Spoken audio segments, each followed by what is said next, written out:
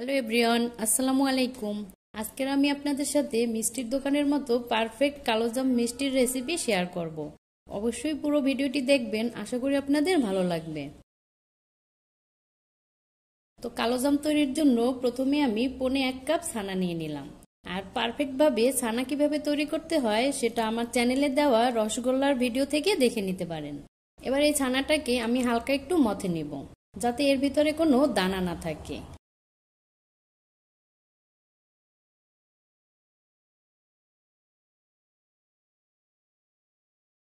আর এই যে ছানাটা মথে নেওয়া হয়ে গেছে, এবার আমি এর ভিতরে দিলাম 1 কাপ প্লাস 1/4 কাপ গুঁড়ো দুধ।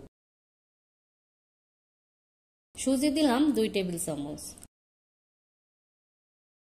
ময়দা দিলাম 2 টেবিল চামচ। আর চিনি দিলাম 1 টেবিল চামচ। আর ঘি দিলাম 1.5 টেবিল চামচ। এবার এই সব কিছু আগে একটু মিশিয়ে নিতে হবে। এবার এর ভিতরে অল্প অল্প করে লিকুইড দুধ মিশিয়ে একটা খামি তৈরি করে নিতে হবে। আর খামিটা একটু নরম করেই তৈরি করতে হবে, কারণ খামিটা তৈরি করার কিছুক্ষণ পরেই কিন্তু এটা শক্ত হয়ে যাবে।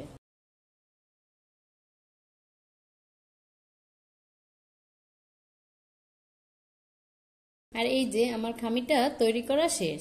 এবার আমি এটাকে এভাবে 5 মিনিটের মতো রেখে দিব।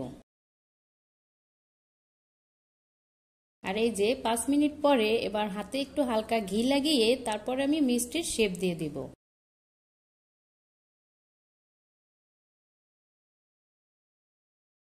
আর আজকের আমি কিছু মিষ্টি এরকম গোল গোল করে আর কিছু মিষ্টি লম্বা লম্বা করে তৈরি করব।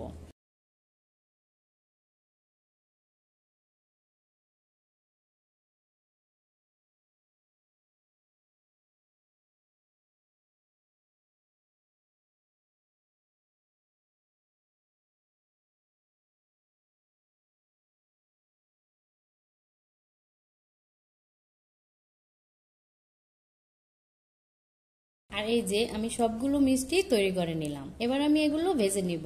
আর তার জন্য চুলায় আমি তেল বসিয়ে দিলাম। আর তেলটা হালকা গরম হওয়ার পরে মিষ্টিগুলো দিয়ে দিলাম। খেয়াল রাখতে হবে মিষ্টিগুলো দেওয়ার সময় যাতে তেলটা অনেক বেশি গরম না থাকে। আর মিষ্টিগুলো দেওয়ার সময় চুলার আঁচটা একদম লো করে রাখতে হবে। আর সব মিষ্টিগুলো দেওয়া হয়ে গেলে মিষ্টিগুলো যখন ফুলে এরকম উপরে উঠে আসবে তখন চুলার আঁচটা বাড়িয়ে মিডিয়াম করে দিতে হবে। আর এই মিডিয়াম আঁচে মিষ্টিগুলোকে কালচে করে ভেজে নিতে হবে। আর মিষ্টিগুলো ভাজার সময় বারবার এরকম নেড়েচেড়ে উল্টে পাল্টে দিতে হবে, যাতে মিষ্টির সব দিক থেকে সমান কালার আসে।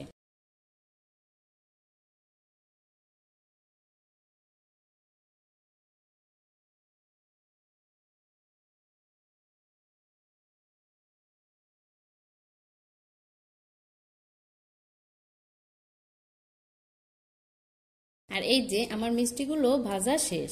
এবার আমি তুলে নিলাম।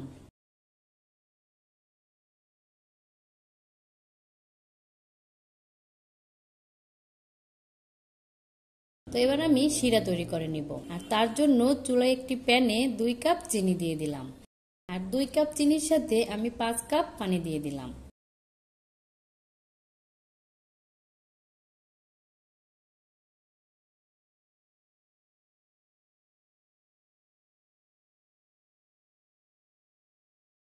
আর একটা এলাচ এভাবে ভেঙে দিয়ে দিলাম।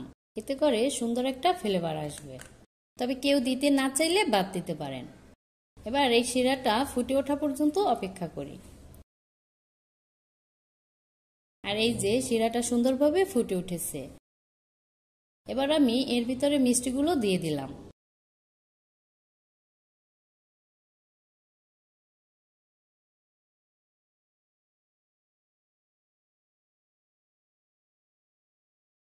এবার প্যানটাকে ঢেকে দিলাম।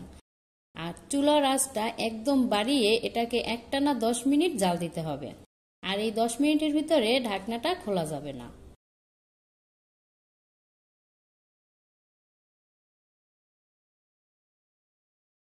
আর এই যে 10 মিনিট পরে দেখুন মিষ্টিগুলো ফুলে একদম ডাবল হয়ে গেছে। এবার এই ঢাকনাটা খোলা অবস্থায় আরো কয়েক মিনিট জাল করে নিব।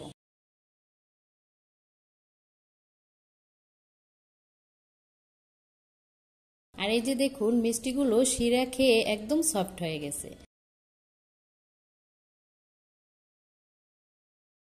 এবার আমি চুলাটা বন্ধ করে দিলাম। এবার এই শিরার ভিতরে রেখে মিষ্টিগুলো একদম ঠান্ডা করে নিতে হবে। আর এই যে আমি ফিরে আসলাম মিষ্টিগুলো ঠান্ডা হওয়ার পর। আর এই যে দেখুন মিষ্টিগুলো একদম শিরা খেয়ে কতটা সফট হয়ে গেছে। তো আমি আপনাদের একটু পরিবেশন করে দেখাচ্ছি। আর এই যে দেখুন তৈরি হয়ে গেল একদম পারফেক্ট কালোজাম। তো আশা করি আজকের এই ভিডিওটি আপনাদের ভালো লেগেছে। ভালো লাগলে অবশ্যই আমার চ্যানেলটিকে সাবস্ক্রাইব করে দিবেন। আর ভালো থাকবেন সবাই। আল্লাহ হাফেজ।